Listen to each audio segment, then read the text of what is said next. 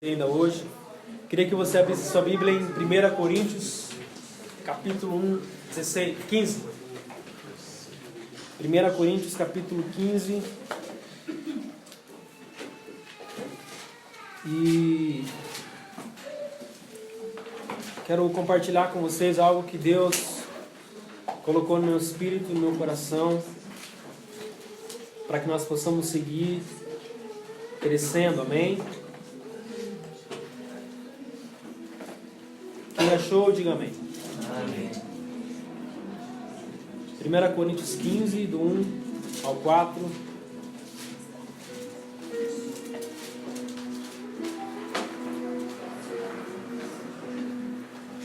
Paulo, à igreja de Coríntios, diz assim: Irmãos, venham lembrar-lhes o evangelho que anunciei a vocês, o qual vocês receberam e no qual continuam firmes.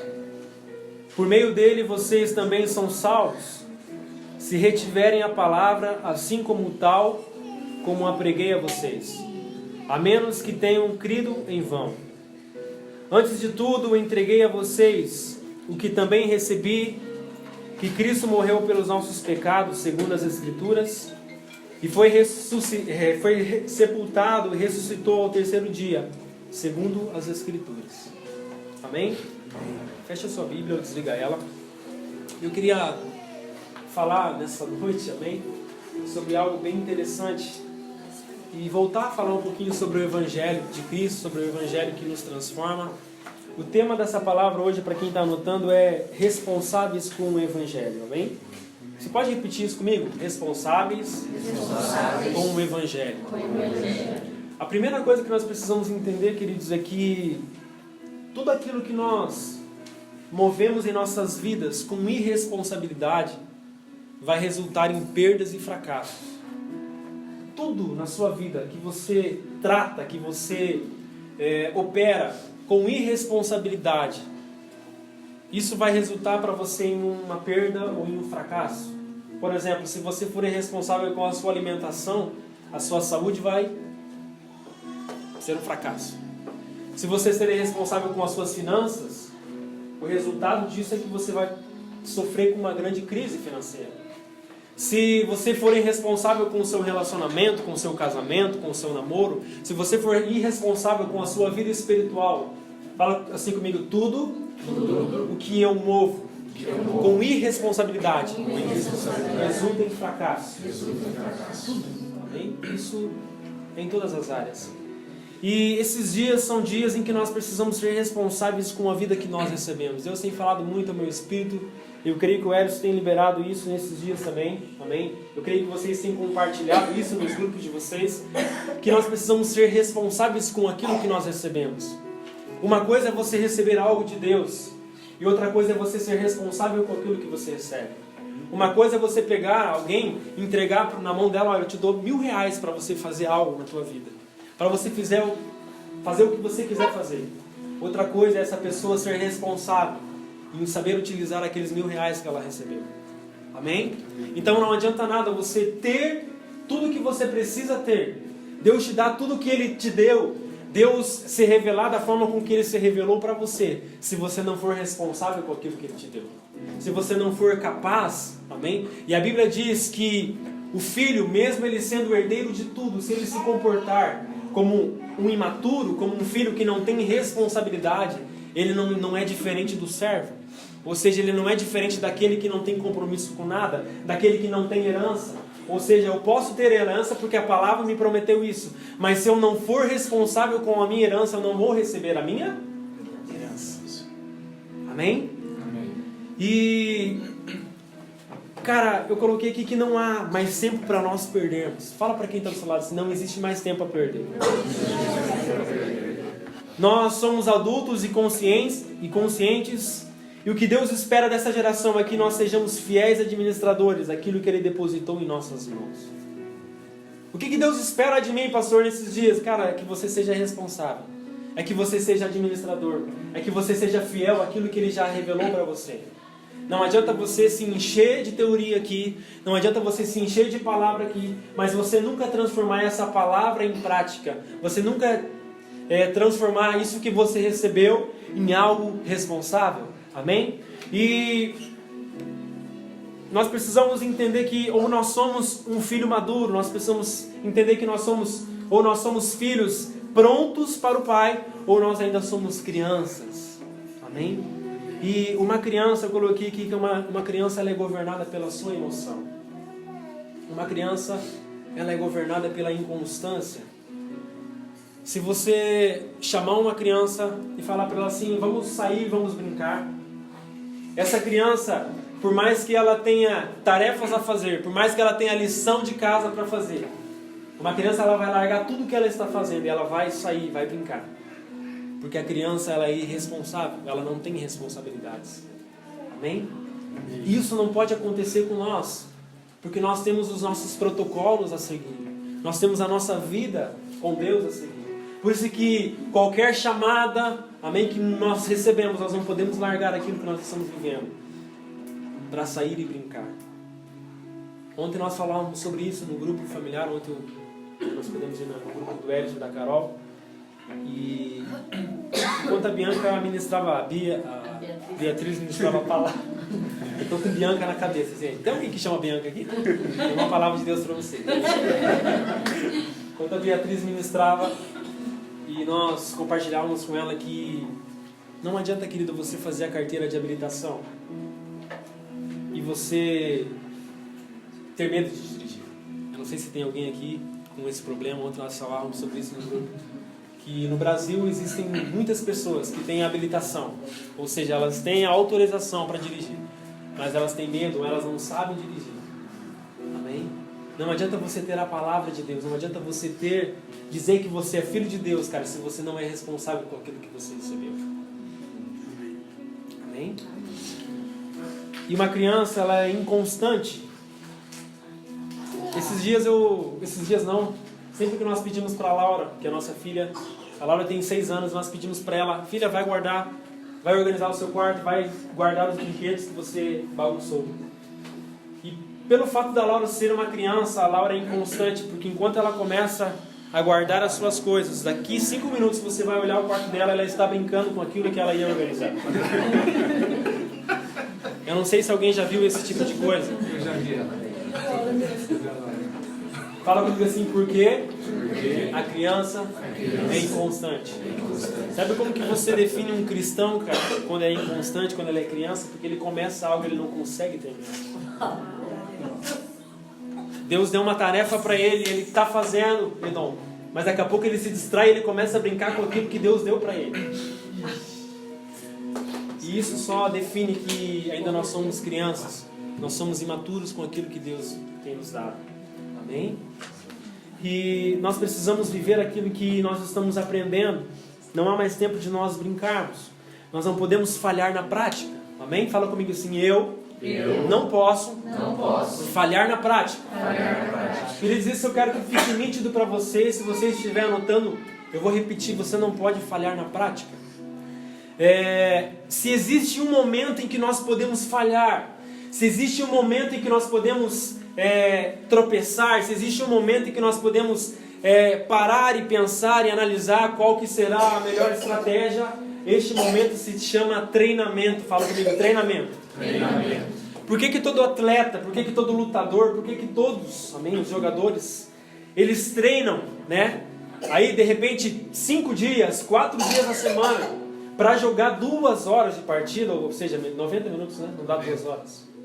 Por que um lutador, amém, ele treina meses e meses para lutar em um dia? Porque o treinamento, fala comigo assim, treinamento é o melhor momento para mim errar. Só que quando chega o momento de nós praticarmos, de nós vivermos aquilo que nós fomos chamados para viver, nós não podemos falhar. Amém? Este momento aqui é o momento do treinamento, tá? Fica tranquilo. Quando que eu sou treinado, pastor? Quando eu leio a Bíblia. Quando Deus vai me ministrando. Quando eu sou exposto à palavra. Quando eu sou exposto à luz.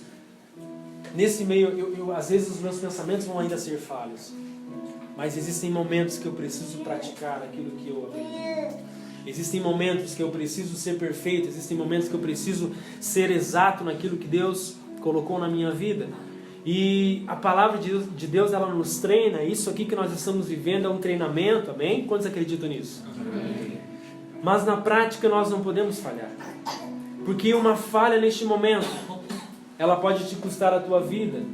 Uma falha no momento que você mais precisa, ela pode te custar a tua carreira. Ela pode te custar tudo. Para os jogadores, ela pode custar um campeonato. Para um lutador, ela pode custar um cinturão. Amém? Por isso que o momento do treinamento ele é especial. Tem muitas pessoas que elas não querem treinar e acham que são bons o suficientes para nos momentos de luta elas superarem seus adversários. Mas o momento de treinamento ele é importante. O momento de treinamento é o momento onde nós somos expostos a essa palavra e temos ainda a opção de pensarmos, poxa, eu preciso melhorar nisso, eu preciso corrigir isso, eu preciso me alinhar nisso, para que quando eu precise acertar, eu seja exato. Quantos estão entendendo? E Jesus, queridos, Jesus treinou 30 anos. Jesus, ele aprendeu durante 30 anos para praticar o seu ministério em 3 anos. O problema das pessoas na igreja é que elas querem treinar 3 meses para que o seu ministério seja exitoso em 30 anos. Amém? E Jesus, quando nós olhamos para a vida de Jesus, a Bíblia diz que dos 12 anos até os 30, a Bíblia não fala o que Jesus fez, mas Jesus permaneceu em treinamento. A Bíblia só cita quando que Jesus crescia em estatura, em graça, amém? E em sabedoria perante os homens. Jesus também passou por um momento de treinamento para que em 3 anos ele fosse exato naquilo que ele deveria fazer. Ele treinou 30 anos, ele passou por um processo de 30 anos. Mas quando ele chegou para exercer a sua função, ele foi eficaz. Amém? E essa eficiência de Jesus nos garantiu a vida que nós temos hoje aqui. Amém? Se ele não fosse eficaz, se ele não fosse perfeito, se ele não fosse santo, se ele não fosse responsável com a vida que ele tinha, que ele teve, que ele tem, nós não estaríamos aqui hoje. Amém. E o nosso problema, como eu falei aqui, que nós queremos treinar 3 meses e resolver a vida de Deus na terra. E esse problema não resolve nem um pouco a vida daquilo que Deus quer fazer. Amém? E eu quero só voltar aqui a um exemplo que eu dei para vocês sobre a carteira de habilitação. Quantos aqui são habilitados? Amém. Quantos aqui dirigem? Amém.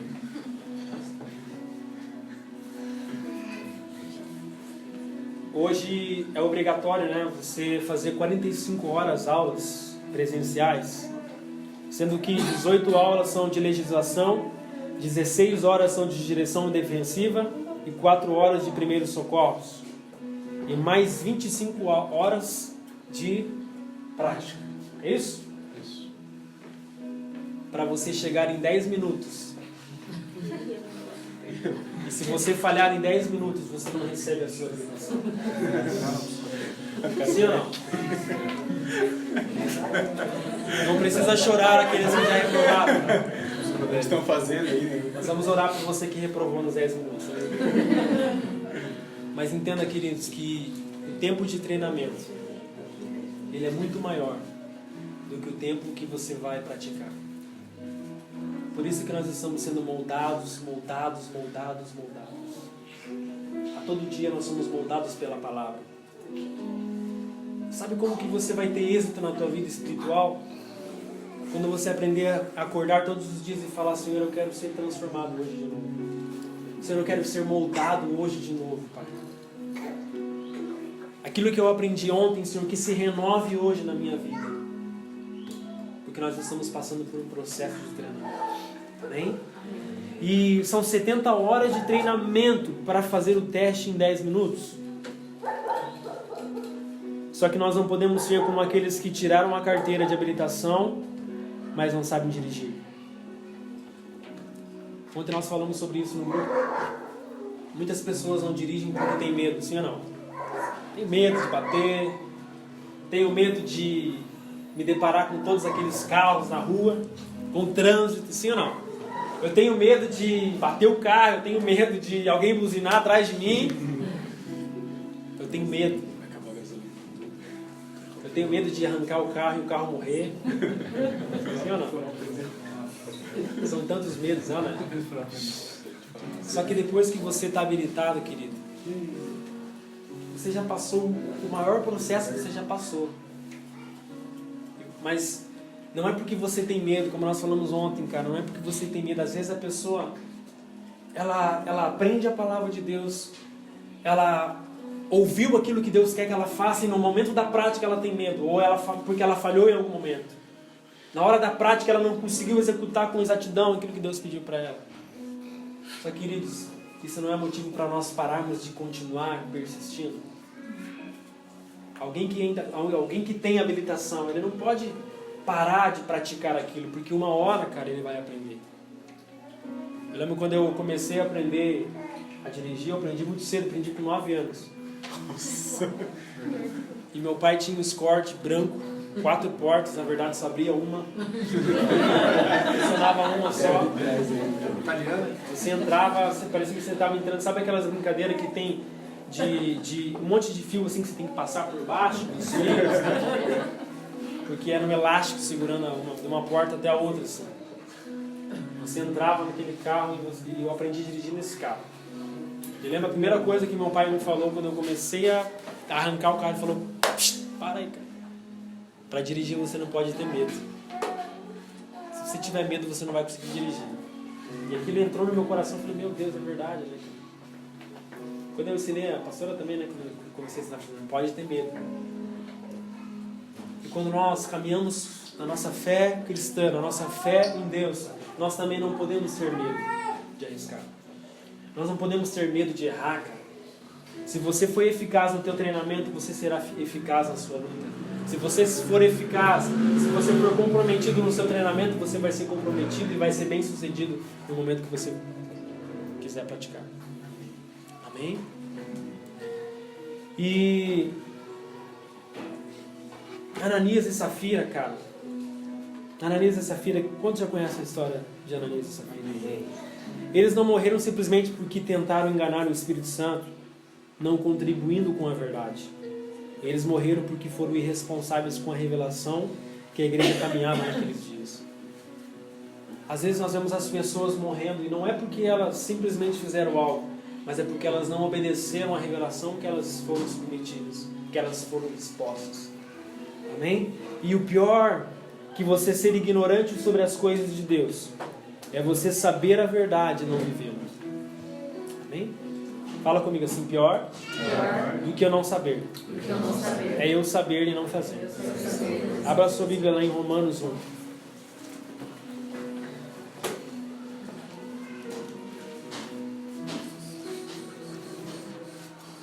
Pior do que alguém que não dirige é você que tem carteira, querido, e tem medo de dirigir. Hoje eu estou dando curso de direção.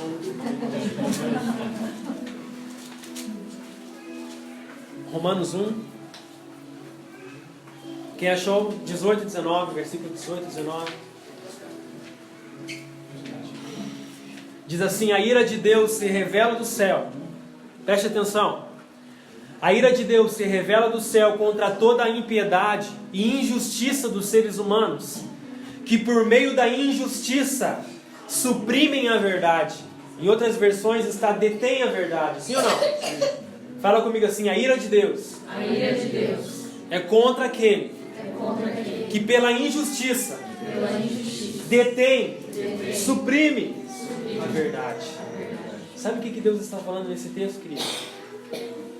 Que a ira de Deus não é contra aquele que está lá fora, que é ímpio, que não conhece a verdade, que não conhece, não foi exposto a essa verdade. A ira de Deus é contra nós que conhecemos a realidade, mas nós não conseguimos manifestar essa verdade. Pela injustiça, o texto está dizendo, pela impiedade, nós não conseguimos manifestar isso às outras pessoas.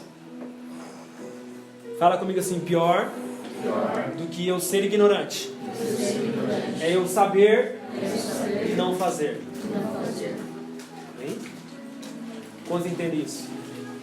Tudo bem lá fora, gente? Hã? Tudo certo? Tá? Deus que Deus, você sai tudo assim com boi, parece segurança do Bolsonaro. Amém? E eu quero mostrar essa frase na prática para vocês. Como assim, pastor? Pior do que eu ser ignorante é eu conhecer e não praticar. Por exemplo, talvez você julgue um político corrupto que rouba o dinheiro público. Mas quando você recebe um troco a mais, você não tem o caráter necessário para devolver o dinheiro. Ou seja, pior do que você ser ignorante, amém? Pior do que você não conhecer é você ser conhecedor e não praticar a verdade. Amém? Talvez você julgue o homem que mata a sua própria mulher, mas você é um homem grosso, que mata a sua esposa e os seus filhos com palavras. Amém? Isso é você entender aquilo que nós conhecemos. Ou seja, não adianta somente eu conhecer na teoria, mas não praticar a palavra que eu recebi. Não fazer aquilo que Deus quer que eu faça. Amém? Amém? Amém. Olha o que eu coloquei aqui, ó. Talvez você exija que a igreja seja diferente. Nossa, pastor, como que eu queria que o louvor fosse diferente? Como que eu queria que a palavra que o Senhor pregasse fosse diferente, né? Como que eu queria que as coisas fossem diferentes? Mas o quanto você orou para que isso seja diferente? O quanto você buscou para que isso seja... O quanto você fez a diferença? Pergunta para quem está do seu lado. O quanto você tem feito a diferença? Amém? E eu quero colocar algo aqui que ontem nós fomos comer um lanche. Nós fomos comer um lanche lá no Burger King do Batel. Quantos conhecem? Coisa benção de Deus, né, gente? E ontem teve show do Sandy Júnior e ali também tem muitas baladas ali perto. E ali frequentam muitos homossexuais, né? E eu lembro que entrou um homem vestido de mulher e nós não temos preconceito quanto a isso, porque nós entendemos que isso é uma luta no mundo espiritual. Amém? Nós não podemos ter preconceito, nós precisamos pelo contrário amar essas pessoas e pregar a verdade para elas. Mas algo que nos tocou, que nós estávamos ainda conversando, acho que até a pastora que falou isso, é que essas pessoas, quando elas estão em locais públicos, elas gostam de chamar a atenção, sim ou não? Elas tem muitas que são espalhafatosas, que você fala, né? E esse homem estava vestido de mulher, com um vestido assim, bem, com uma fantasia, chamando a atenção. Só que nós conhecemos a verdade, sim ou não? Sim. E eu coloquei aqui que talvez você julgue um homossexual porque ele quer chamar a atenção das pessoas, mas você não dá a atenção necessária nem para aqueles que estão à sua volta. Amém? Às vezes nós julgamos um homossexual, alguém que está querendo chamar a atenção das pessoas. Só que nós que conhecemos a verdade, nós não damos a atenção necessária nem para aqueles que estão à nossa volta. Ou seja, nós estamos detendo a verdade pela injustiça, amém? Pela impiedade. E quando que o Evangelho funciona em mim, pastor? Eu quero saber como que o Evangelho funciona na minha vida. Como que eu posso fazer com que isso que está sendo pregado venha se materializar na minha vida? E eu quero começar a palavra aqui, amém? A primeira coisa que nós precisamos entender é que nós estamos passando por um treinamento, sim ou não? Como eu falei, nós estamos passando por um treinamento. E esse treinamento vai gerar em nós uma transformação. E depois dessa transformação, nós vamos ser levados à prática dessa palavra. Então, primeiro é o treinamento. Fala comigo assim, primeiro. Treinamento. Depois, transformação. E depois, a prática. Amém? Quando você começa a fazer aula de direção, é assim, né? Primeiro você aprende. Você é ensinado. Você ouve. Depois, a tua forma de pensar começa a ser transformada. Sim ou não? Você começa a aprender, você começa a ser transformado. Até que você passa ao estágio da prática. E a vida com Deus é a mesma coisa. Quando nós aprendemos, isso se chama treinamento. quando nós somos transformados, isso vem através da revelação. E quando nós conseguimos praticar isso, são os frutos que Deus tem colocado em nossas vidas. Amém? Fala comigo assim: treinamento, revelação e frutos. Esse precisa ser o processo de todo cristão. Treinamento, revelação e frutos. Vamos lá de novo? Treinamento, revelação e frutos. Mais uma vez. Treinamento, revelação e frutos. Vamos aprendendo, hein? Abra a sua Bíblia em 2 Coríntios.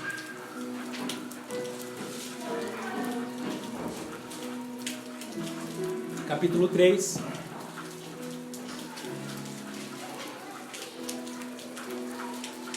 Eu acho que foi na última vez que eu ministrei aqui que eu falei que a cada palavra que nós ouvimos, cada vez que nós somos expostos à palavra, véus caem na nossa frente. Sim ou não? Sim. E eu perguntei para vocês aqui, vocês já contaram quantos véus já caíram das suas faces? Lembra que eu falei? Porque em toda ministração, véus caem da nossa frente. Véus que nos impossibilitam.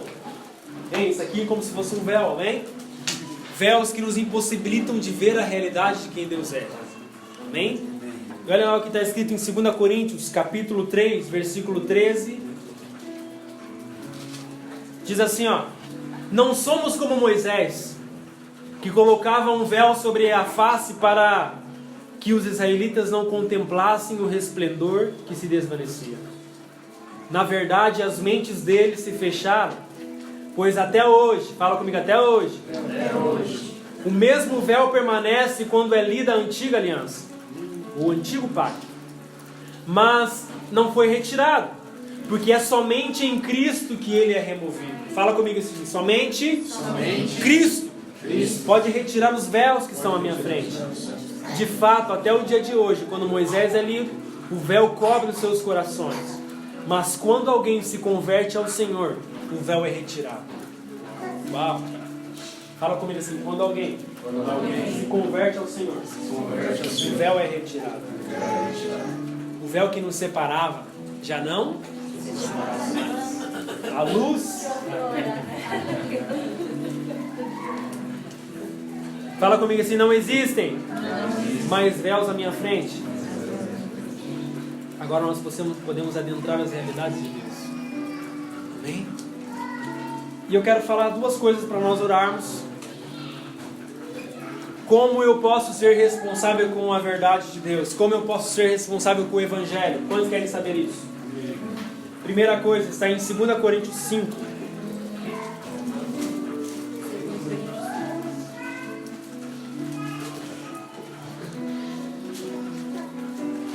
Segunda Coríntios 5:15 diz assim, ó: e ele morreu por todos, para que aqueles que vivem já não vivam mais para si mesmos, mas para aquele que por eles morreu e ressuscitou. Amém? Eu vou ler de novo. E ele morreu por todos, para que aqueles que vivem já não vivam mais para si mesmos, mas para aquele que por eles morreu e ressuscitou. Como pastor eu faço para ser responsável com o Evangelho? Como eu faço para ser responsável com a vida que eu recebi de graça, pela graça? A primeira coisa que você precisa entender, querido, é que você precisa viver para Ele. Deus não exige muito de você. Deus não te chama porque você tem capacidade. Deus não te chama porque você é bonito, porque você é feio, porque você é magro ou gordo. Deus não te chama porque você tem dinheiro ou não tem. Deus te chama para que você viva para Ele. Amém? Fala comigo assim: eu preciso viver para Ele. O que é viver para Ele, cara? Amém? Cristo morreu para que vivêssemos para Ele, para Deus. E eu pergunto para você: pelo que você tem vivido nesses dias? Pelo que você nasceu? Pelo que você tem vivido? Pelo que você tem trabalhado? Pelo que você tem pregado? Pelo que você tem se relacionado? Pelo que você tem vivido? Pastor, eu tenho vivido para pagar boletos.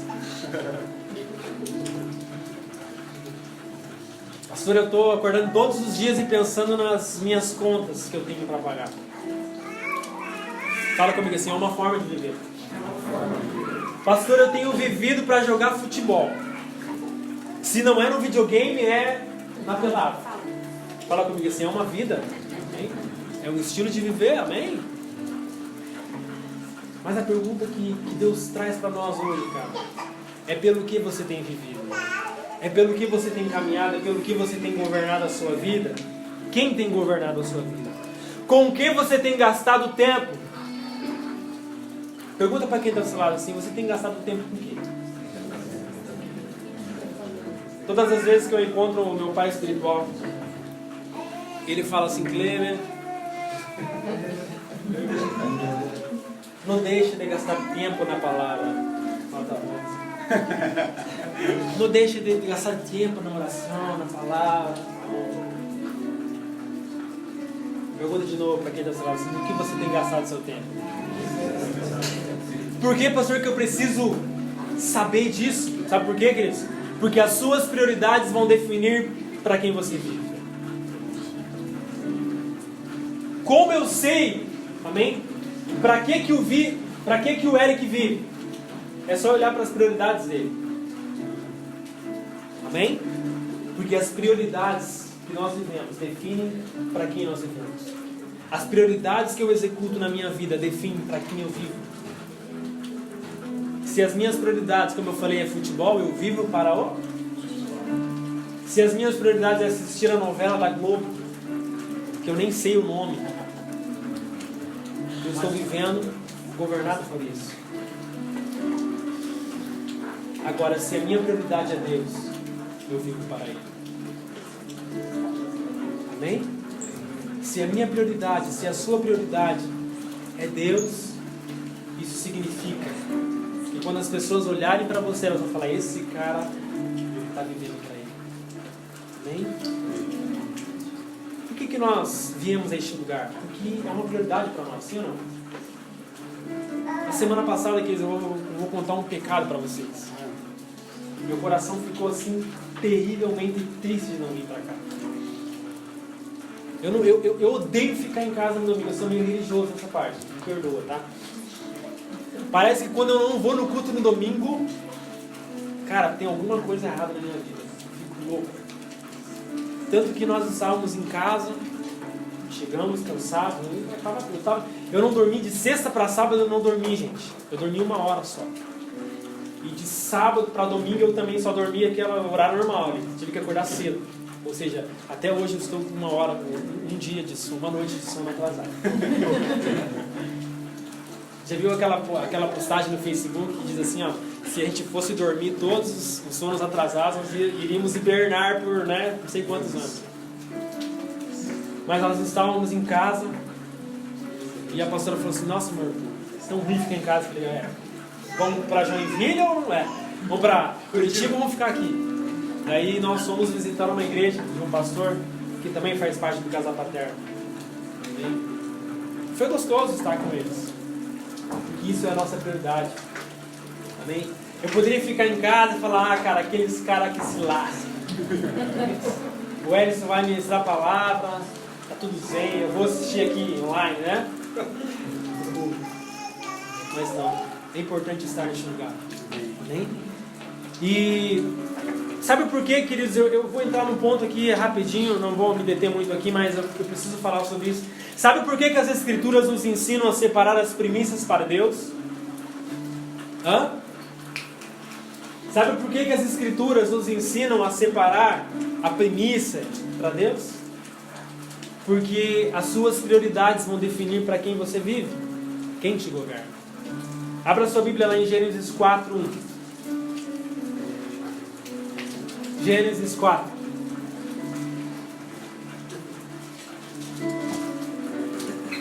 Pastor, eu não sei onde fica Gênesis, tá? A gente vai te ajudar, tá bom? Quem achou, diga amém. Gênesis 1:4. Queria dizer uma palavra aqui que deixa uma na 4:1. Deixa, é só para ver se vocês estão atentos. Deixa um ponto de interrogação na nossa cabeça. Isso que eu vou falar, o apóstolo Cristiano Miranda falou um pouquinho sobre isso no nosso último alinhamento global da UNGE, que foi em Curitiba, ali no Mabu. Mas preste atenção. Gênesis 1:4, 4:1, diz assim, ó, Adão teve relações com Eva. a sua mulher. Ela ficou grávida e deu à luz Caim. Então esta disse: adquiri um varão com o auxílio do Senhor. Depois deu à luz Abel, irmão de Caim. Abel foi pastor de ovelhas e Caim foi agricultor. Aconteceu que, ao fim de um certo tempo, fala comigo assim, ao fim de um certo tempo. Tudo que é ao fim de um certo tempo não é prioridade. Sim ou não? Preste atenção. Se eu tenho um caminho para seguir, e só no final desse período, ou seja, ao fim deste período, o que diz o versículo? Ao fim deste certo tempo, não é prioridade. Amém? Até aqui vocês entenderam? Amém. Vamos lá de novo. Aconteceu que, ao fim de um certo tempo, Caim trouxe do fruto da terra uma oferta ao Senhor. Agora vamos ver a outra história. Abel, por sua vez, trouxe das primícias. Fala comigo, primícias? Do seu rebanho e de gordura deste. E o Senhor se agradou de Abel e de sua oferta, mas de Caim, de sua oferta, não se agradou. E ficou Caim irritado e fechou a cara. Top, né? Caim ficou de cara. Fez, né? Bloqueou Deus. Status do Instagram, tudo. E falou: fiquei de cara. Por quê? Porque a Bíblia diz que Caim, amém, não priorizou a Deus. Caim, amém, ele não vivia para Deus. Abel vivia.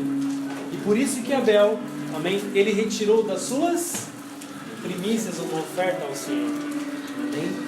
E agora eu quero fazer uma pergunta bem que foi feita lá na escola. Amém? Cara, quem ensinou esses caras a ofertar? Hã? Tiago, quem ensinou Caim e Abel a ofertar?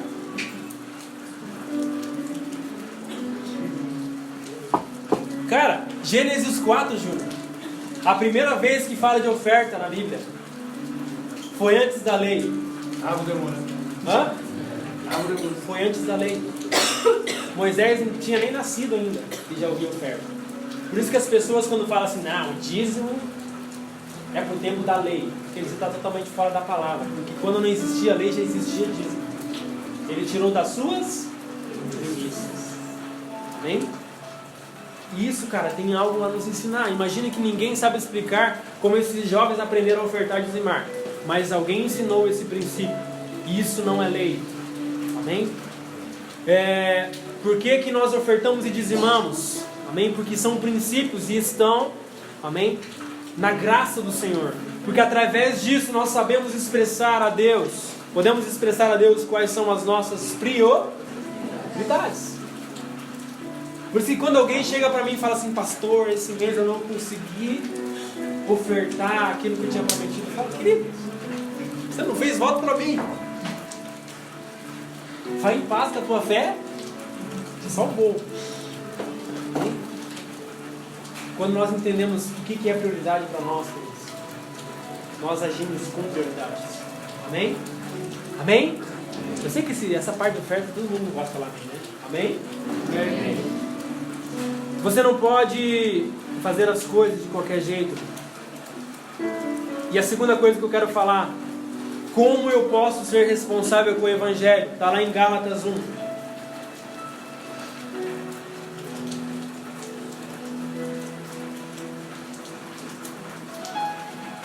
Gálatas 1.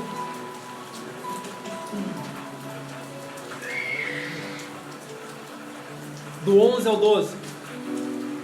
11 e 12. Quem achou? Amém.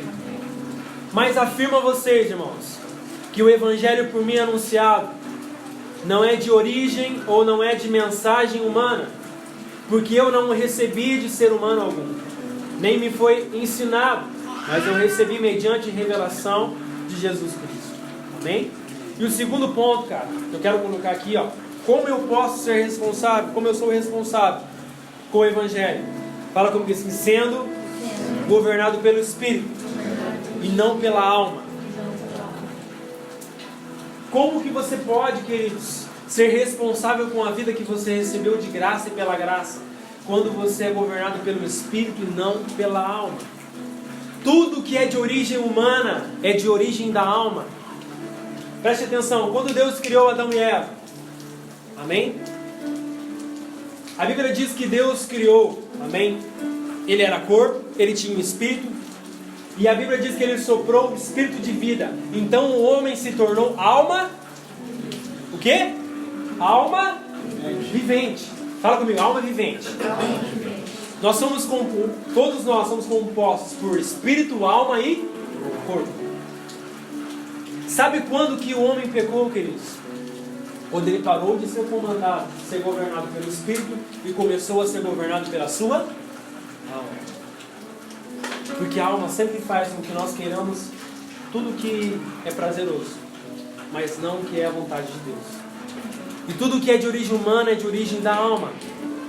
A tua alma vai tentar a todo momento te convencer a viver para você mesmo. Como nós ensinamos e nós aprendemos, a alma é cíclica, a alma é repetitiva, a alma é chata. Amém? A alma sempre é a mesma coisa. Por exemplo, quando você compra uma TV 60 polegadas, 4K, última geração da Samsung, a tua alma fala para você, cara, agora você chegou ao topo da sua vida. Não é? E você vai lá, você chama todos os seus amigos, cara, vamos lá em casa que eu comprei uma TV 60 polegadas, 4K. E todo mundo vai lá e te aplaude, meu Deus, que tremendo, irmão. Que tremendo, irmão. E a tua alma tá, você é o cara. Fala comigo assim, mas a alma é cíclica. Daqui um mês, aquela TV já não vale mais nada para você. Você vai querer comprar outra coisa que é mais poderosa que ela. Nossa, saiu o último iPhone. Cara, quando eu tiver esse iPhone, então a minha vida vai ser, ó. Você vai lá e compra o iPhone. As pessoas te aplaudem. Daqui a um mês você está de novo querendo satisfazer a sua alma. Fala comigo assim, a alma nunca vai ser satisfeita. Por isso que se você for governado pela sua alma, queridos, você vai ser uma pessoa inconstante. Sabe o que a alma faz com a gente? Quando você entra no casamento, quem é casado aqui? Cara, eu casei com a melhor pessoa do mundo. Meu Deus, ela é linda. Ai, tudo que ela fala eu acho lindo, cara. O jeito que ela anda, pastor, ela, sabe, é uma beleza. Mas a alma é cíclica, cara. Passam-se os anos ou passam-se os meses, aquela mulher já não é tão bonita. É ou não é? Aquela mulher já não, a fala dela, a voz dela já começa a te irritar. Não precisa chorar também. Nem levantar a mão, fala a Deus, né? Mas as coisas começam a ficar diferentes, assim, ó. Na verdade não, querido. É que a sua alma, cara, começa a te governar. Aí você já começa a olhar para a mulher do vizinho e fala, nossa, cara. Porque a sua alma é cíclica, repetitiva e chata. Amém? É assim com o emprego. Quando você encontra um emprego, meu Deus, cara, liga para tua mãe e fala assim, mãe, consegui o melhor emprego do mundo, cara. Aqui tem chance de promoção, meu Deus, os caras estão falando super bem, a empresa paga bem e tal. Daqui um ano, cara, você já se deixou, a sua alma já se deixou iludir pelos funcionários que já estão querendo sair, né? Aí da empresa paga pouco, não reconhece o funcionário, não é? Mas é a mesma empresa que você entrou. Fala comigo assim, é a mesma. O que muda? A alma. A alma, ela faz isso com a gente. A alma, ela quer a todo momento nos governar. A alma é assim, cara, quando nós começamos a igreja, que nossa, cara, que top essa visão, cara, é ou não é? Meu Deus, esses caras são muito legais. Deus, que igreja tremenda, essa igreja vai ser top, cara. É a melhor igreja que podia estar, Israel. Nossa, lá tem uns meninos que cantam bem, que palavra, o Edson falando, né? Não adianta a gente falar, nossa, que palavra, cara. Mas daqui a pouco a alma começa a entrar em ação. E ela é cíclica, repetitiva e chata. O que acontece? Poxa, cara, mas... aquela igreja lá, nossa, aquela igreja lá...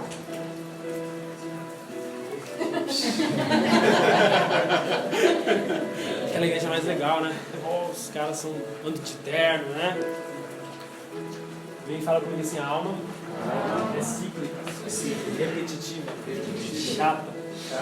Ela é previsível, cara. Nunca você vai conseguir alcançar a satisfação plena da sua alma. Por isso que nós não podemos ser governados pela alma, sim pelo Espírito.